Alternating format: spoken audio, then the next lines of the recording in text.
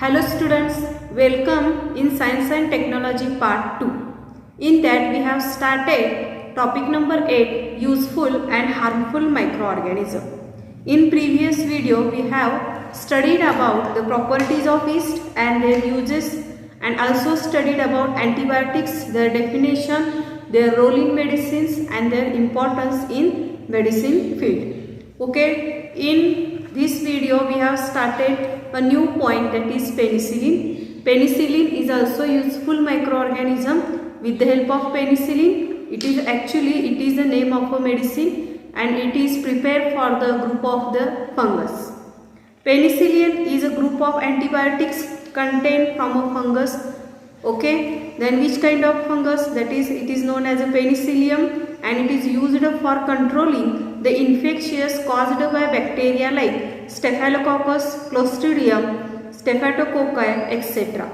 Medicine containing penicillin are used to treat contain bacterial infection of ear, nose, throat, skin, as well as disease like pneumonia and scarlet fever.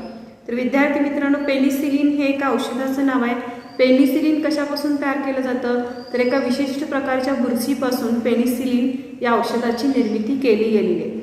Penicillin जे औषध तयार केलेलं आहे ते विशिष्ट करून स्टेफायलोकॉकस, Clostridium आणि स्ट्रेप्टोकोकाय, आता हे बॅक्टेरियांची नावं आहेत, जीवाणूंची नावं आहेत. या जीवाणूंपासून कान, नाक, घसा आणि त्वचेशी संबंधित काय होऊ शकतात, आजार होऊ शकतात. तर अशा प्रकारच्या बॅक्टेरियाला मारण्यासाठी किंवा डिस्ट्रॉय करण्यासाठी पेनिसिलिन या औषधाचा उपयोग केला जातो. Okay, let's introduce the great scientist, that is Alexander Fleming. Alexander Fleming is a professor of microbiology in St. Mary Hospital, had cultured varieties of bacteria in petri dish. On 3 September 1928, while observing a staphylococci culture, he made an interesting observing in one petri dish. In that petri dish, fungal colonies had grown, but areas around these colonies are clean and clear. That is, bacteria had actually been destroyed. After further studies, he confirmed that the fungus grows their penicillium and it is secretion and destroy the bacterial colonies. Thus, the first antibiotics penicillin had been discovered accidentally, and this formed by the basis of attempt to find the cures for incurable disease. Shouldn't we always be grateful to Alexander Fleming for discovering the life-saving antibiotics? तर विद्यार्थी मित्रांनो, Alexander Fleming यांचं संशोधन चालू होतं की ज्याच्यामध्ये त्यांनी बॅक्टेरियल डिसीजशी संबंधित संशोधन होतं. आणि यामध्ये त्यांनी जे पेट्री डिश वापरलं होतं त्याच्यामध्ये त्यांनी काही बुरशीचा वापर केला होता. काही दिवसानंतर त्यांना असं आढळलं की तिथं त्यांना ज्या हव्या होत्या त्या अपेक्षित बॅक्टेरियाची ग्रोथ झालेली होती, परंतु तिथे जे कॉलनीज होत्या त्या मात्र काय झालेल्या होत्या, स्वच्छ दिसत होता. यावरून त्यांनी काय निष्कर्ष काढला की ही जी फंगस आहे किंवा ही जी बुरशी आहे ती विशिष्ट प्रकारच्या सूक्ष्मजीवांना काय करते, नष्ट करते, हे त्यांच्या लक्षात आलं. म्हणजे हा जो शोध आहे तो त्यांना ॲक्सिडेंटली, अपघाती लागलेला आहे. त्यांच्या संशोधनाचा विषय वेगळा होता, बॅक्टेरियल ग्रोथ, आणि त्याच्यासाठी ज्यांनी जो फंगस किंवा जी बुरशी वापरलेली होती त्या बुरशीचा उपयोग करून बॅक्टेरियाला मारण्यासाठी एखादं औषध तयार होऊ शकतं हे त्यांना शोध लागला, आणि त्याच्यातूनच पेनिसिलिन या औषधाचा जन्म झाला. त्या काळात पेनिसिलिन ह्या बऱ्याचशा आजारावरती उपचार पद्धतीमध्ये वापरला गेला आणि बरेचशी जीवितहानीसुद्धा त्याच्यामुळे काय थांबवली गेलेली होती. Okay, one more interesting thing we have to discuss. Ant grow fungi in their terrarium, that is ant hill, and obtain food from it. Some species of wasp and other insects lay their egg in a fungal bodies growing on a trees, thus ensuring a food supply for their larvae. तर बघा, काही कीटक आहेत आपल्या एन्व्हायरमेंटमध्ये, ते काय करतात तर बुरशी गोळा करून आपल्या जर मुंग्यांचं जर तुम्ही वारूळ बघितलं असतं तिथे त्यांनी बुरशी गोळा करून आणून ठेवतात. किंवा बरेचसे वास्प म्हणजे काय, भोंग्यासारखे जे कीटक असतात त्यांना इंग्रजीमध्ये वास्प असं म्हटलं जातं. तर हे जे भोंगे काय करतात, रेनी सीझन आलं म्हणजे पावसाळा आला तर त्यावेळी ते काय करतात की विशिष्ट प्रकारची बुरशी आणून ते त्या झाडावरती काय करतात, आपल्या तिथं साठवून ठेवतात, जेणेकरून जेव्हा ते एग ले करतील आणि त्याच्यातून जेव्हा लार्वी बाहेर पडतील म्हणजे किडे बाहेर पडतील त्यावेळी त्यांना अन्न उपलब्ध व्हावं यासाठी हे कीटक काय करत असतात, काही बुरशी रेनी सीझनमध्ये काय करत असतात, साठवून ठेवतात. Next we have studied already what is mean by antibiotics. Which precautions should be taken regarding the antibiotics? Let's discuss about it. First precaution is antibiotics should not be taken only when prescribed by the doctor. Don't purchase any antibiotics from the medical store without prescription from the doctor. बघा, 2 precaution काय काय घेणं आवश्यक आहे अँटीबायोटिक्सशी संबंधित. जरी antibiotic खाल्ल्यामुळे immunity power वाढत असली तरी सुद्धा डॉक्टरनी सांगितल्याशिवाय कोणतेही अँटीबायोटिक घेऊ नये. किंवा आधी तुम्हाला एखादा रोग झाला असेल आणि त्यावेळी जर तुम्ही एखादा अँटीबायोटिक खाल्ला असाल तर दुसऱ्यांदा परस्पर जाऊन मेडिकल स्टोअर्समधून असा अँटीबायोटिक खाणं हे शरीरासाठी अपायकारक असू शकतं. Third precaution is don't consume antibiotics on your own to treat common disease like throat infection, common cold and influenza. साधे जे आजार असतात, सर्दी, खोकला, तर अशा साध्या आजारांसाठी डॉक्टरनी सांगितल्याशिवाय अँटीबायोटिक घेऊ नये. Even if you feel well before completing the prescribing course of antibiotics, you must continue and complete it. बघा विद्यार्थी मित्रांनो, काय सांगितलं, अँटीबायोटिक्सचा एक कोर्स असतो. साधारणतः ते औषध संपुस्तोपर्यंत 3, 4 किंवा आठवड्याभरापर्यंतचा तो कोर्स असतो. आणि तुम्हाला समजा 2 दिवसात बरं वाटायला लागल्यानंतर त्या अँटीबायोटिक्सचा कोर्स काय केलं जातं, थांबवलं जातं. तर असं थांबवणं सुद्धा धोकादायक आहे.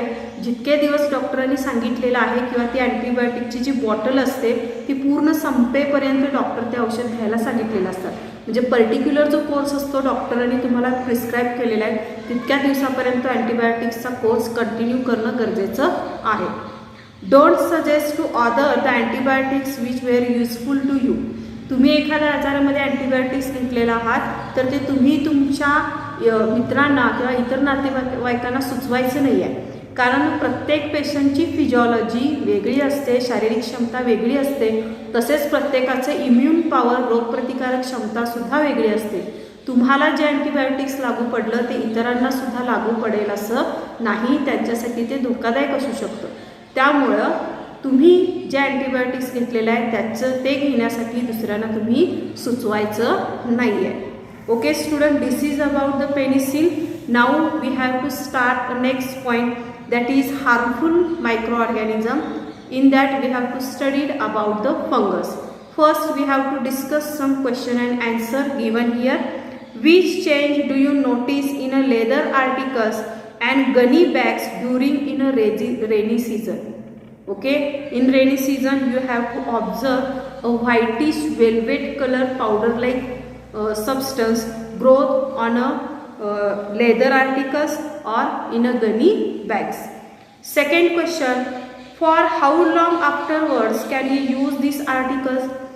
If one articles are growing these kind of powdery substances, these article become a destroy in a few days. Third question, why do these articles not get spoiled during summer or winter? These articles does not spoil during in a summer season because these articles this substance is nothing but a fungus. When the fungus grows on any kind of articles, they have to consume the carbon constituent present in the article. After that the articles become destroyed and they are not useful to us. So let's discuss and get more information about this fungus. Students, do you know how the fungi grows in this article? Generally, fungus and their spores are very minute. They cannot be seen with our naked eyes. These spores are microscopic. These microscopic spore of fungi are present in the air. If there is a sufficient moisture and spores germinate on the cotton fabrics, gunny bags, leather, wooden atoms, etc. The fungal hyphae penetrate deep into the material to obtain nutrition and to reproduce. This causes a material to wear become weak. As a result, the gunny bags, leather atoms like shoes, purses, belt, etc. on which fungi have grown do not last long, and wooden atom also spoil. Okay, the spores is a very minute, we cannot see with our naked eyes, and these spores present in a air. When the suitable moisture and carbon compounds present, these spores are deep penetrate into it and start to reproduce. The hyphae, it is one of the body part of the fungus which having capacity to penetrate deep into the any articles. This penetration gives nutrition to the fungus and fungi grow rapidly and reproduce also faster. So deep penetration, it absorbs all kind of carbon compound present in articles and therefore article becomes a loose and it will be does not useful to us. तर इथं काय म्हटलेलं आहे विद्यार्थी मित्रांनो, जे बुरशी असतात त्याचे जे स्पोर्स असतात ते हवेमध्ये पसरलेले असतात, ते आपल्याला डोळ्यांनी दिसत नाही, खूप सूक्ष्म असतात. मग हवेद्वारेच हे काय होतात, एखाद्या वस्तूवरती पडतात आणि जेव्हा त्यांना मॉइश्चर म्हणजे आर्द्रता मिळते आणि कोणताही एखादा कार्बनी पदार्थ मिळतो तर त्यावेळी ते रुजतात.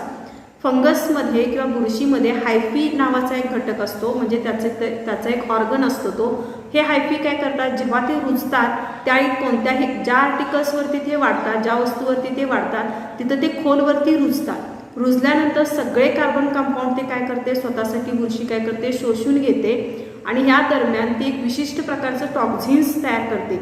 एक प्रकारचं विष तयार केलं जातं, ते त्या वस्तूवरती पसरलं जातं आणि त्याचे जे कण असतात ते एकमेकांच्या पासून दूर पसरले जातात की जेणेकरून ते आर्टिकल्स हळूहळू काय होतात, लूज पडतात किंवा त्याचे लहान लहान तुकडे होण्यास सुरुवात होतात.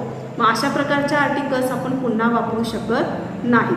म्हणजेच थोडक्यात फंगस हे हार्मफुल मायक्रो ऑर्गॅनिझममध्ये येतं की ज्यामुळं आपल्या वस्तू खराब होतात.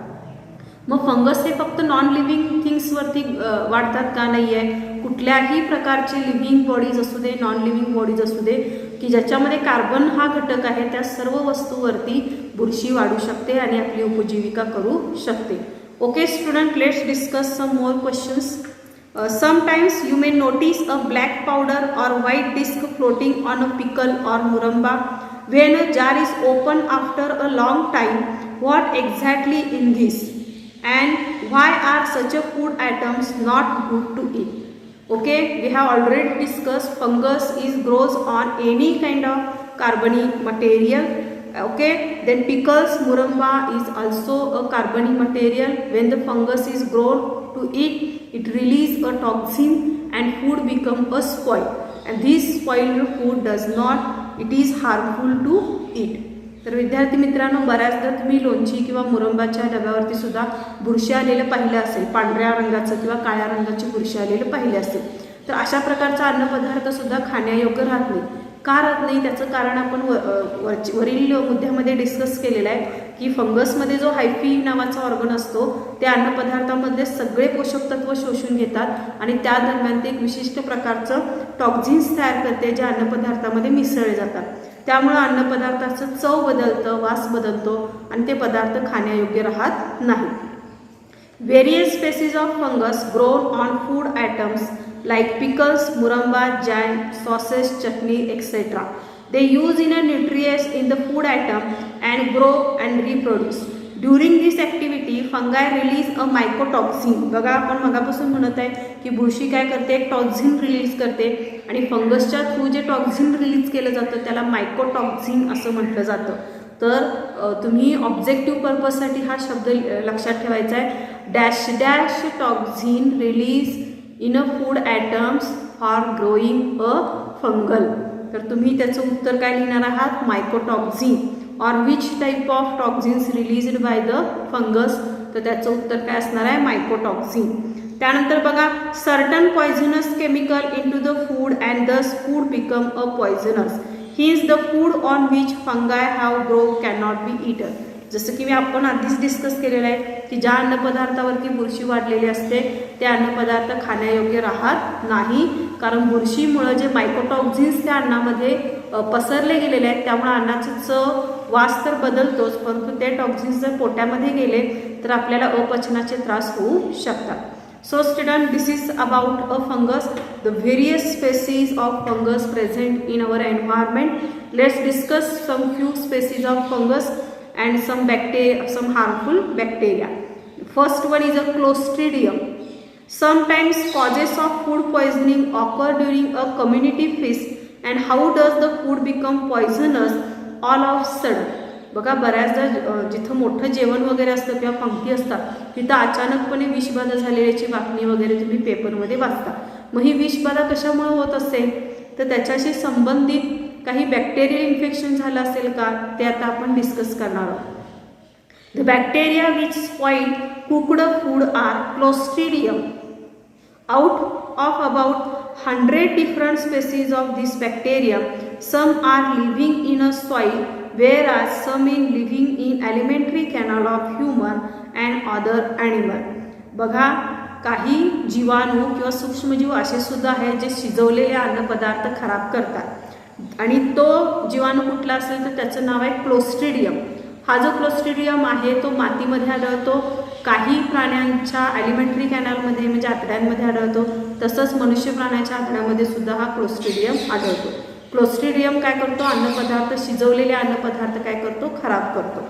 ओके, आणि त्याच्या जवळजवळ 100 प्रजाती आहेत. Okay, this bacteria are rod shaped. आता त्याचं स्ट्रक्चर दिलेलं आहे की क्लोस्ट्रिडियम कसा दिसतो, जसं की तुम्हाला स्क्रीनवरती सुद्धा क्लोस्ट्रिडियमच्या काही प्रजाती दिसत आहे. These bacteria are rod shaped and produce bottle shaped endospore in the adverse condition. बघा काय म्हटलेलं आहे, मुळात हा जीवाणू कसा असतो, रॉड शेप्ड असतो आणि त्याची जर वाढ अन्नपदार्थामध्ये वेगाने झालेली असेल आणि त्याने जर जास्त टॉक्झिन रिलीज केलेलं असेल तर त्याला एक एंडोस्पोर तयार झालेलं असतं, म्हणजे एक बॉटलसारखं स्ट्रक्चर त्याला तयार झालेलं असतं. One special characteristic of this bacteria is that cannot withstand normal oxygen level of air because they grow in a anaerobic condition. मग काय म्हटलेलं आहे बघा, त्याची इम्पॉर्टंट प्रॉपर्टी काय आहे, हा जो बॅक्टेरिया आहे जिथं सफिशियंट एअर आहे, ऑक्सिजन लेवल आहे, तिथं हा जगू शकत नाही. जिथं ऑक्सिजन लेवल कमी आहे अशा ठिकाणी तो जीवाणू वाढतो, कारण तो अनेरोबिक टाईपचा मायक्रो ऑर्गॅनिझम आहे. आता anaerobic type of micro organism म्हणजे काय आपण याआधी डिस्कस केलेलं आहे. Those microorganism live without oxygen, okay, or those organism does not need to oxygen for their consumption. This kind of bacteria are known as a anaerobic type of bacteria. तर विद्यार्थी मित्रांनो, काही सूक्ष्मजीव असं आहेत की ज्यांना ऑक्सिजनची सुद्धा आवश्यकता नसते जगण्यासाठी, विदाउट ऑक्सिजन सुद्धा ते काय करू शकतात, जगू शकतात. त्यातलाच हा बॅक्टेरिया म्हणजे Clostridium.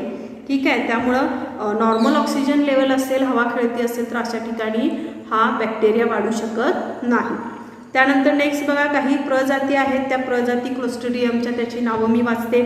Clostridium tetani, Clostridium perfringens, Clostridium botulinus and Clostridium difficile, ह्या काही त्याच्या प्रजाती आहेत. Okay student, let's discuss some more micro organisms. Do only the Clostridium bacteria causes illness. फक्त क्लोस्ट्रिडियम हा एकच बॅक्टेरिया आहे का ज्याच्यामुळे आजार पसरतात, तर अशा हजारो बॅक्टेरियाज आणि व्हायरसेस आहेत की जे सध्या इनॅक्टिव्ह फेजमध्ये आहेत आणि त्यांना सफिशियंट ज्यावेळी वातावरण मिळेल सुटेबल त्यावेळी हे सगळे बॅक्टेरिया आणि व्हायरसेस ॲक्टिव्ह फेजमध्ये येऊ शकतात. तर बघा विद्यार्थी मित्रांनो, निसर्गामध्ये बॅक्टेरियाज किंवा हे मायक्रो ऑर्गॅनिझम्स एकमेव असे घटक आहेत की जे दोन्ही फेजमध्ये आढळतात, म्हणजे नॉन लिव्हिंग फेजमध्ये पण ते आढळतात आणि लिव्हिंग फेजमध्ये सुद्धा आढळतात. त्यामुळं याच्यावरचं संशोधन आहे किंवा कोणतंही व्हायरल आणि बॅक्टेरियल डिसीजवरती मेडिसिन्स करायचे असतील तर हे काय असतं, चॅलेंजिंग काम असतं. त्यानंतर नेक्स्ट बघा, other kind of micro organism like bacteria, viruses, protozoans and fungi are also responsible for different diseases that affect on human. You have learned about the viruses which are smaller than the bacteria and can grow to reproduce only in living cell. Let us see how are harmful to us. Okay, student, let's discuss some harmful microorganism. Okay, one chart is given in your book. First is a AIDS, that is a virus, mode of infection, how to spread in our community, that is through a blood, semen or infected person and milk of mother suffering from the AIDS. And preventive measure for it, safe sexual contact, avoid the use of needles and injections. तर विद्यार्थी मित्रांनो, आता आपण काही bacterial आणि viral diseases ते कशापासून पसरतात आणि त्याच्यापासून प्रिकॉशन्स काय घेतले पाहिजेत हे आपण अभ्यासणार आहोत. त्यातला आता पहिला आहे बघा एड्स. सर्वांनाच माहीत आहे एड्स. की तुम्ही 8वीला सुद्धा शिकलेला आहे. एड्सचा लॉंग फॉर्म पण शिकलेला आहे, ॲक्वायर्ड इम्युनोडिफिशियन्सी सिंड्रोम. आणि एड्स हा काय आहे, व्हायरल डिसीज आहे. आणि मोड ऑफ इन्फेक्शन कशामुळे पसरतो हा, जर एखाद्या व्यक्तीला एड्स झाला असेल आणि त्यानं जर रक्त परिधान केलं असेल, एखाद्याला ब्लड डोनेट केलं असेल, तर त्याच्यातून काय होऊ शकतं, निरोगी व्यक्तीला एड्सची बाधा होऊ शकतं. त्यानंतर पुढं दिलेलं आहे, जर असुरक्षित लैंगिक संबंध आले असतील तर त्याच्यामुळं सुद्धा एड्सची बाधा होऊ शकते. त्यानंतर आईला जर एड्स झाला असेल आणि तिचं बाळ लहान असेल तर त्याच्यामुळं सफरिंग काय होतं, आईच्या दुधातून सुद्धा बाळाला इन्फेक्शन होऊ शकतं. मग प्रिव्हेंटिव्ह मेजर काय, safe sexual contact, avoid reuse of needle and injections. कधी कधी बघा एकच सिरिंज वापरली जाते, जे ॲडिक्ट पर्सन असतात किंवा जे नशा करणारे लोक असतात, तर त्या निडल्स किंवा सिरिंजच्या थ्रू ह्या व्हायरस काय होऊ शकतो, निरोगी व्यक्तीपर्यंत पोहोचू शकतो. Next disease is hepatitis. It is also viral disease and mode of infection is कसा पसरतो हा, contaminated water and food. Preventive measure, clean and filter water, proper storage of food. बघा दुसरा जे हिपॅटायटिस हा व्हायरल डिसीजेस आहे, तर हा कशाच्या थ्रू पसरतो, दूषित अन्न आणि पाण्यामार्फत. मग प्रिव्हेंटिव्ह मेजर्स काय आहेत, की अन्नपदार्थ झाकले गेले पाहिजेत, पाणी शुद्ध पाहिजे, गाळून उकळून पिलं पाहिजे पावसाळ्याच्या दिवसामध्ये, तर हे त्याचं प्रिव्हेंटिव्ह मेजर आहे. नेक्स्ट डिसीज आहे बघा influenza. It is also viral disease. It contact with the infected person. जर एखाद्या व्यक्तीला इन्फ्लुएन्झा झाला असेल तर त्याच्या संपर्कात एखादी व्यक्ती आली असेल तर त्याला निरोगी व्यक्तीला त्याची बाधा होऊ शकतो. मग प्रिव्हेंटिव्ह मेजर्स काय बघा, personal hygienic, avoiding contact with infected person. आता इन्फ्लुएन्झा म्हणजे हा सर्दी खोकला सारखाच एक आजार आहे. आता सर्दी खोकला जर झाला असेल त्याच्या संपर्कात, त्याच्या थुंकीतून किंवा लाळेतून हे हवेमध्ये पसरतात आणि त्या दरम्यान जर एखादा निरोगी व्यक्ती त्या थुंकीच्या संपर्कात आला असेल तर त्याला इन्फ्लुएन्झा होऊ शकतो. मग ह्याच्यासाठी प्रिव्हेंटिव्ह मेजर काय, स्वतःची वैयक्तिक स्वच्छता असणं आवश्यक आहे. म्हणजे जसं की वारंवार हात धुणे, जसं की आता कोविड-19मध्ये आपण स्वच्छता करतो की मास्क वापरत आहोत, वारंवार हात धुणे असतील, तर हे काही वैयक्तिक स्वच्छतेच्या सवयी आपल्याला काय करू शकतात, बऱ्याचशा व्हायरल आणि बॅक्टेरियल डिसीजेसपासून वाचवू शकतात. Next disease is measles and chicken pox. It is also viral disease. It is also spread by a contact with infectious person. And preventive measure is vaccination, uncontaminated water and clean food. बघा काय म्हटलेलं आहे, त्याचे vaccines जरी उपलब्ध असले तरी शुद्ध अन्न खाणं किंवा स्वच्छ पाणी पिणं हे सर्व त्याचे प्रिव्हेंटिव्ह मेजर आहे. नेक्स्ट बघा बर्ड फ्लू आणि स्वाईन फ्लू हे सुद्धा व्हायरल डिसीजेस आहेत आणि त्या व्हायरसचं नाव आहे H1N1 स्वाईन फ्लू आणि बर्ड फ्लूला H7N9 असं म्हटलं जातं. And it is also spread by the contact with infectious bird and animals. And preventive measure for this personal hygiene and properly cooked meat. Next is a dengue. It is also viral infection.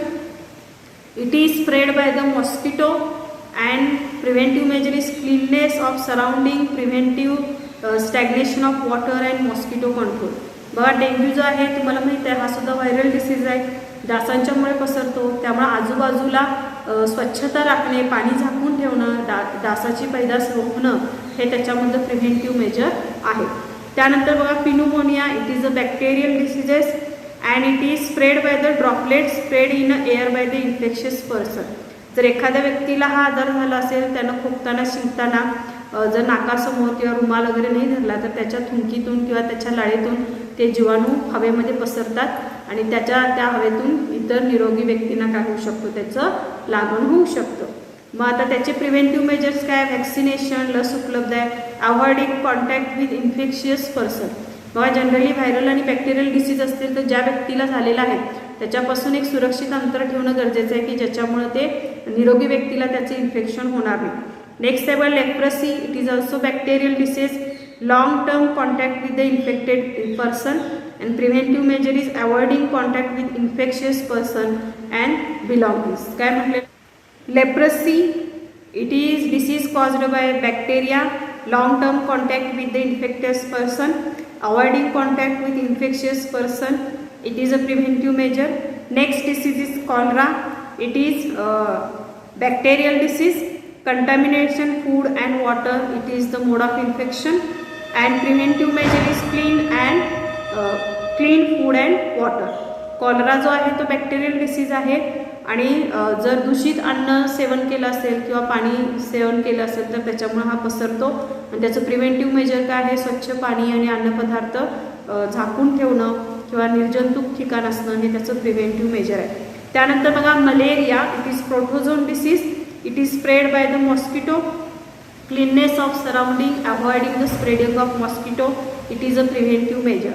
Next is a dandruff, ringworm, scaries, it is a fungal disease. Contact with infectious person and belongings like the cloth. बघा dandruff असेल म्हणजे केसामध्ये कोंडा असेल किंवा scabies, खरूस सारखे जे असते, खरूस सारखे जे त्वचा रोग आहेत जे एखाद्या व्यक्तीच्या संपर्कामुळे होऊ शकतं किंवा एकमेकांचे कपडे वापरल्यामुळे सुद्धा होऊ शकतं. मग ह्याच्यासाठी प्रिव्हेंटिव्ह मेजर्स काय आहेत की वैयक्तिक स्वच्छता आणि एकमेकांचे वस्तू न वापरणे, जसं की एकमेकांचे कंगवा किंवा एकमेकांचे कपडे हे अशा वापरल्यामुळे सुद्धा बरेचसे स्किन डिसीजेस होत असतात. So student, this is about the some more bacterial and viral diseases. Okay student, today we have to stop here. In this video we have completed topic number 8, useful and harmful microorganism. All of you solve the exercise as possible. See you in next video with next point. Thank you.